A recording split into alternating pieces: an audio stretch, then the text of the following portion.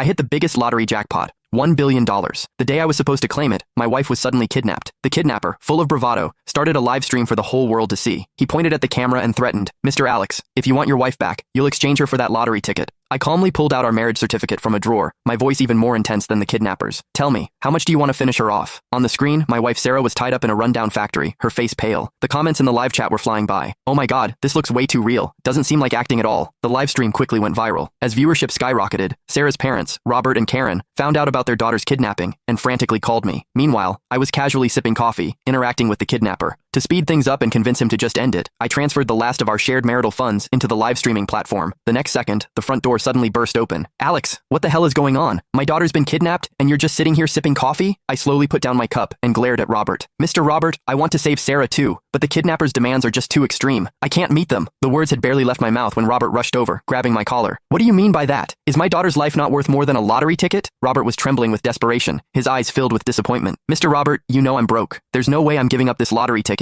As for Sarah, don't worry. I'll definitely throw her a proper funeral once she's gone." Before I could even finish, Karen, who was standing nearby, couldn't hold back anymore. She pointed a finger at me and screamed, "You bastard! Sarah is your wife! How can you just stand there and watch her die?" I looked at the live stream footage as if nothing was happening. Right now, $1 billion is definitely more important to me than your daughter's life. Just then, in the live stream, Sarah yelled my name at the screen. "Alex, I'm pregnant. If you don't want 2 lives lost, hand over that lottery ticket now." At her words, the comments exploded again. "What? They're kidnapping a pregnant woman? That's absolutely sick. Ugh, this poor woman. It's been so long, and her husband still hasn't done anything." Exactly. Money can be earned back, but if you lose your life, you really lose everything. As the live stream comments kept flooding in, the kidnapper grew visibly excited. He held up his phone with one hand, while the other grabbed Sarah's hair and forced her to the ground. A heart-wrenching scream for help immediately echoed through the video. "Honey, save me!" Sarah struggled to lift her head, her gaze fixed on the screen, tears still glistening in her eyes. The live stream audience was horrified by the scene, frantically pulling out their phones to call the police. Karen, seeing her daughter's miserable state on screen, stumbled and nearly fainted beside me. "Alex, did you hear that? My daughter is pregnant." I quirked an eyebrow. "So what if it's a kid? Once I claim my prize, countless women across the country will be lining up to have my babies." After a few more screams,